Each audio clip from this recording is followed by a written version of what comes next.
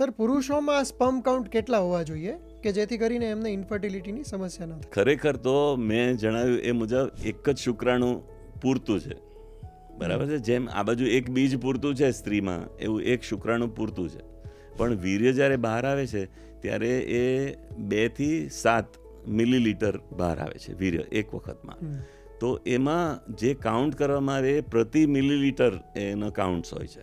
તો કાઉન્ટ છે તે 15 મિલીલીટર, 15 મિલિયન એટલે 1.5 કરોડ પ્રતિ મિલીલીટર એટલું ઇનફ છે, અથવા એનાથી વધારે હોય તો, બરાબર છે.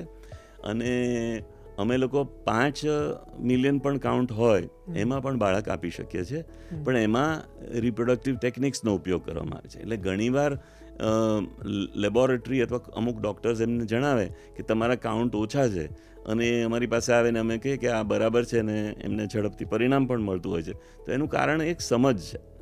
અમે એમને સમજ આપીએ છીએ કે 15 મિલિયન હોય તો ઇનફ છે, એવી રીતે 5 મિલિયન હોય એમાં પણ બાળક રહી શકે છે, બરાબર છે.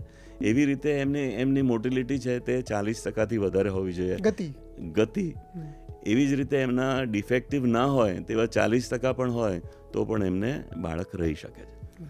અમારું બેઝિક કામ હૈયાધારણ છે, એમને હોપ આપવાનું છે, અને એમાં ઘણા બધા પ્રશ્નો અમારા સોલ્વ થઈ જાય છે. એક બહુ મોટો આંકડો એ લોકો નોંધતા હોય છે, એક જેની ચર્ચા થતી હોય છે, AMH છે, એટલે કે એન્ટી મુલેરિયન હોર્મોન. તો મહિલાઓમાં એનું પ્રમાણ કેટલું હોવું જોઈએ? મહિલાઓમાં એનું પ્રમાણ 1 થી 4 નેનોગ્રામ્સ. નેનોગ્રામ તો મિલીગ્રામ કરતાં પણ ઓછું છે. મિલીગ્રામનો 1000મો ભાગ છે માઇક્રોગ્રામ, માઇક્રોગ્રામનો 1000મો ભાગ છે નેનોગ્રામ. 10⁻⁹ એવું, બરાબર છે. નેનોગ્રામ છે. તો 1 થી 4 સુધીનું કાઉન્ટ હોય તો એ AMH નોર્મલ કહેવાય. AMHમાં જેમ તમે બહુ રાઇટલી કીધું કે બહુ જ ચર્ચામાં છે, અને લોકો જાહેર ખબરમાં પણ આપે છે કે તમારું AMH ઓછું છે, અમારી પાસે આવો, અમે એને સોર્ટ કરી દઈશું, અમે એનો ઉપાય કરીશું. Nothing wrong with that. AMHનું જે યોગ્યતા છે એને અથવા એનું વેલ્યુએશન જે છે, એનું મહત્ત્વ જે છે, એના કરતાં વધારે આંકવામાં આવે છે, અને એનો મોટો હાવ ઊભો કરવામાં આવે છે. હું અહીંયાથી એવું કહેવા માગું છું કે ઓછું AMH હોય એમાં પણ બાળક રહી શકે છે. ક્યારે પણ ગભરાવાની જરૂર નથી, ક્યારે પણ હતાશ નિરાશ થવાની જરૂર નથી. ઓછા AMHમાં પણ બાળક રહી શકે છે, અને સ્વસ્થ બાળક રહી શકે છે. અને ઘણીવાર એક્સેપ્શનલ કેસીસમાં બહુ જ ઓછું હોય, મિનિમમ જેને કહેવાય, તો એમાં પણ બાળક રહી શકે. હા, બહુ જ મહત્વની વાત કરી સર તમે, જેથી કરીને લોકોને જે ચિંતા હોય છે એ થોડી ઓછી થઈ જશે. AMH છે તે સ્ત્રી બીજના ક્વોલિટી વિશે નથી જાણકારી આપતું. એટલે ઓછું AMH એટલે ક્વોલિટી ખરાબ એવું નથી. AMH માત્ર ઓવરીના રિઝર્વ વિશે વાત કરે છે, કે જ્યારે એક દીકરી જન્મે છે તો એની અંદર 4 લાખ જેટલા એગ્સ હોય છે, 4 લાખ એગ્સ હોય છે, અને જ્યારે 45 વર્ષની થાય ત્યારે 2-3 હજાર એગ્સ અથવા એ પણ નષ્ટ પામતા હોય છે. એટલે આ એની જર્ની છે, સ્ત્રીની અવસ્થાઓની જર્ની છે, એવી રીતે એના બીજની પણ જર્ની છે.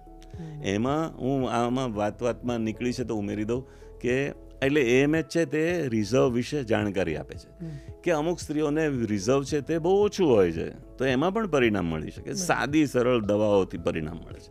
આમાં કંઈ દોડાદોડ કરવાની નથી, કે દોડીને IVF ક્લિનિકમાં જવાની એવું કાંઈ જરૂર નથી. સરળ અમારું આખું કમિટમેન્ટ એ છે કે સરળ પદ્ધતિઓ દ્વારા ઓછા ખર્ચે લોકોને બધાને પરિણામ મળે. તે આમાં મારે જે ઉમેરવું છે તે એ છે, જે ફરીથી તમે પેલું આદર્શ કેટલા વર્ષે લગ્ન કરવું એ આમાં આવી જાય છે.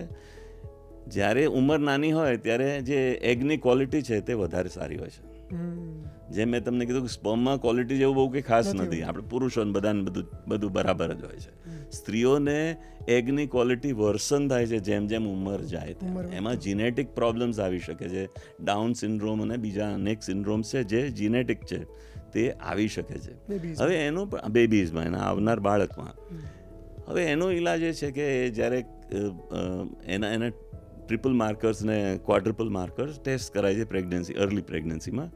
પણ ધારો કે એ વધારે આગળ વધે તો એની જાણકારી થઈ શકે, એનું ટેસ્ટિંગ થઈ શકે છે કે ડાઉન સિન્ડ્રોમ છે, મંદ બુદ્ધિવાળું બાળક આવશે કે શું ચેલેન્જ છે, શું છે, બધું જાણી શકાય છે. એટલે આ બધા બ્લડ ટેસ્ટ છે. એ ઉપરાંત 2 બીજી વસ્તુઓની વાત કરી દઉં જે જરૂરી છે, અને લોકોએ આ સમજવું જરૂરી છે કે એમનું એક બેઝિક પેડુના ભાગની પેલ્વિક સોનોગ્રાફી કરાવવી જરૂરી છે. એમાં ઘણી માહિતી મળે છે.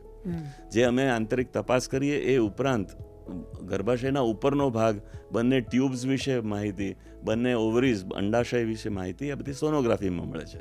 અને અમે લોકો જે અમારી સૌથી વધારે સક્સેસનું જે રહસ્ય હોય તો એ લેપ્રોસ્કોપી છે. લેપ્રોસ્કોપી એ દૂરબીનની તપાસ છે અને એ મોટા ભાગના લગભગ બધા લોકોમાં લેપ્રોસ્કોપી કરાવવી જરૂરી છે. લેપ્રોસ્કોપી છે એ ઇન્વેઝિવ પ્રોસિજર છે, પણ એ મિનિમલ ઇન્વેઝિવ પ્રોસિજર છે કે એની અંદર એક 1.5 સેન્ટીમીટર જેટલો જ કાપો મૂકવામાં આવે અને એમાંથી દૂરબીન ઉતારવામાં આવે છે.